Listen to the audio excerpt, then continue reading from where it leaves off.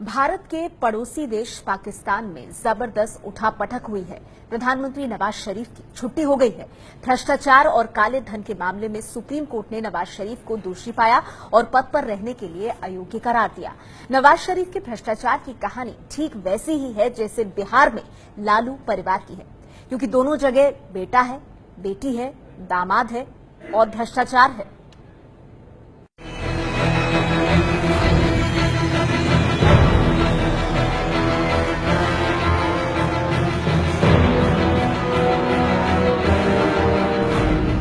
पाकिस्तान जाना जाता है आतंकवाद बढ़ाने के लिए।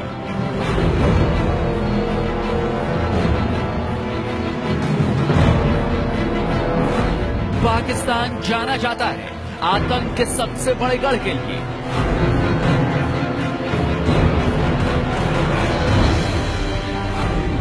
पाकिस्तान जाना जाता है भारत में घुसपैठ के लिए।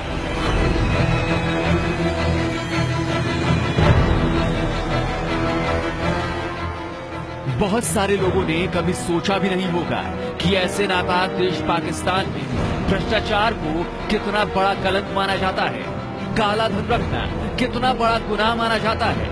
भ्रष्टाचार के खिलाफ इतना कड़ा कानून है कि यहाँ तक कि काला धन जमा करने पर देश के प्रधानमंत्री की छुट्टी भी हो सकती है। पाकिस्तान के प्रधानमंत्री का नाम है तो नवाज शरीफ, लेकिन उन्होंने अपने जीवन में शराफत वाला शायद ही कोई काम किया। भारत के खिलाफ करगिल युद्ध छेड़ने वाले, आतंकियों को पनाह देने वाले नवाज शरीफ आज कसूरवार ठहराए गए हैं भ्रष्टाचार के आरोप में। पाकिस्तान के टीवी चैनल जोर जोर से अपने प्रधानमंत्री के भ्रष्टाचार की कहानियां दुनिया को सुना रहे हैं। नवाज शरीफ के साथ ऐसा कुछ होने वाला है, इसकी आशंका तो थी ही। आज इस्लामाबाद के सुप्रीम कोर्ट के कोर्ट नंबर 1 में 5 जजों की बेंच सिर्फ ये फैसला देने के लिए बैठी थी कि पनामा घूसकांड में नवाज शरीफ दोषी हैं या नहीं। 5 जजों ने सर्वसम्मति से नवाज शरीफ को प्रधानमंत्री पद के लिए अयोग्य करार दिया है। अब नवाज शरीफ जीवन में कभी पीएम नहीं बन पाएंगे। पाकिस्तान में राजनीतिक कोहराम मच गया है। नवाज पर लगे आरोपों को सीधे ऐसे समझिए जैसे आरोप लालू पर लगे हैं, वैसे ही मिलते जुलते आरोप नवाज शरीफ पर लगे हैं। लालू पर भी बेनामी संपत्ति जुटाने का आरोप है, नवाज शरीफ पर भी पीएम रहते हुए बेनामी संपत्ति अर्जित करने का आरोप है। जैसे भ्रष्टाचार साबित होने पर नवाज के हाथ से सत्ता फिसल गई, वैसे ही भ्रष्टाचार के आरोप लगने पर लालू के 2 बेटों को सत्ता से बेदखल कर दिया गया। भ्रष्टाचार के आरोप नवाज शरीफ पर भी हैं और उनकी बेटा, बेटी, दामाद पर भी है।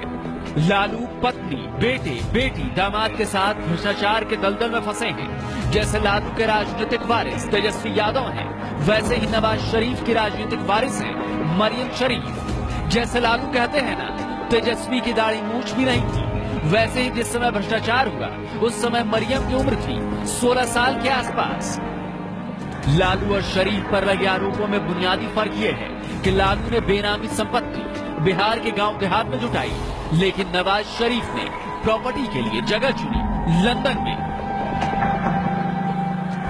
नवाज शरीफ का केस समझने के लिए लालू से तुलना इतना काफी होगा। अब लौटते हैं नवाज शरीफ के केस की तहकीकात पर।